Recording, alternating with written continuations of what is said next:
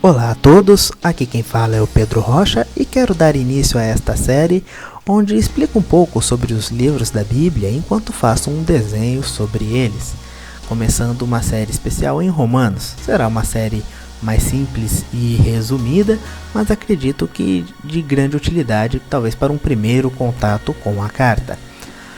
A carta aos Romanos é atribuída ao apóstolo Paulo, como ele mesmo se identifica no primeiro versículo, escrita por volta de 57 depois de Cristo, enquanto Paulo estava em Corinto, já retornando da sua terceira viagem missionária, prestes a levar os donativos que ele recolheu na Macedônia para os cristãos que estavam famintos em Jerusalém.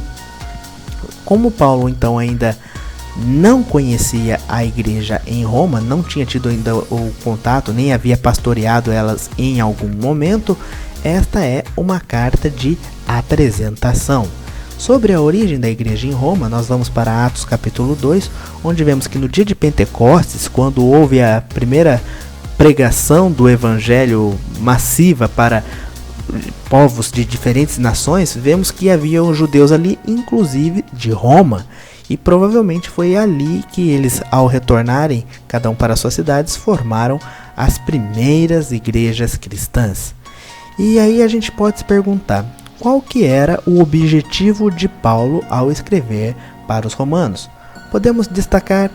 dois propósitos principais. O primeiro e o principal deles, que posso dizer que é o tema da carta, é o que está escrito em Romanos capítulo 1, versos 16 e 17, que diz assim: "Não me envergonho do evangelho, porque é o poder de Deus para a salvação de todo aquele que crê, primeiro do judeu, depois do grego, porque no evangelho é revelada a justiça de Deus, uma justiça que do princípio ao fim é pela fé, como está escrito, o justo viverá pela fé."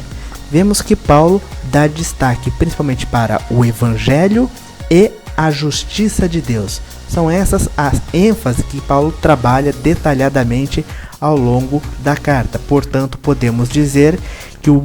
propósito principal de Paulo na redação era um propósito teológico, ou seja, um propósito que visava corrigir erros doutrinários, e ensinar a igreja, na sã doutrina, em aspectos que talvez eles ainda tivessem dificuldades, ainda mais considerando que a maioria da igreja era composta por gentios que não conheciam ainda toda a riqueza da revelação de Deus, na história e na cultura judaica. Então, se nós pudermos observar as principais doutrinas trabalhadas pelo apóstolo Paulo, que ele extrai da explicação do evangelho, vemos que ele trabalha a questão da condenação humana, a questão de que todos estão condenados, de que todos que são carentes da graça de Deus. Principalmente vemos a questão da justificação que vem pela fé, e não pelas obras, ou seja, a justiça de Deus que se revela pela graça. E vemos também a própria salvação como uma prerrogativa divina, daí vemos a doutrina da predestinação, ou seja, que Deus é quem tem poder para salvar, e o que se vem a partir disso, que é a santificação, a mudança de vida que ocorre no indivíduo uma vez que este foi alcançado pela graça do evangelho. A mudança é esta que vai refletir em todas as áreas da sua vida. Vemos que a doutrina de Paulo era fortemente fundada na cruz de Cristo, onde o tempo todo ele está apontando para Jesus, ele não foca mais,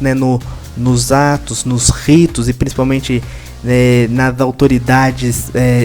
religiosas que queriam se explorar da fé alheia, mas ele mostra sempre a Cristo. Um segundo propósito que nós podemos extrair da carta é o propósito missionário, onde vemos que, além de se apresentar para a igreja e dar essas correções, dar esse amparo para espiritual, doutrinário para a igreja, Paulo tinha interesse também de ir para a Espanha. Ele já mostra com uma clara decisão, ele pretendia ir para a Espanha e apenas passaria por Roma quando estivesse a caminho, para quem sabe a igreja também ajudá-lo, tivesse o privilégio de colaborar com Paulo nesta nobre missão, e também aproveitar da companhia do apóstolo. Ou seja, ainda sem conhecer a igreja pessoalmente, Paulo queria enriquecer a igreja e já de imediato chamá-los como companheiros do seu trabalho.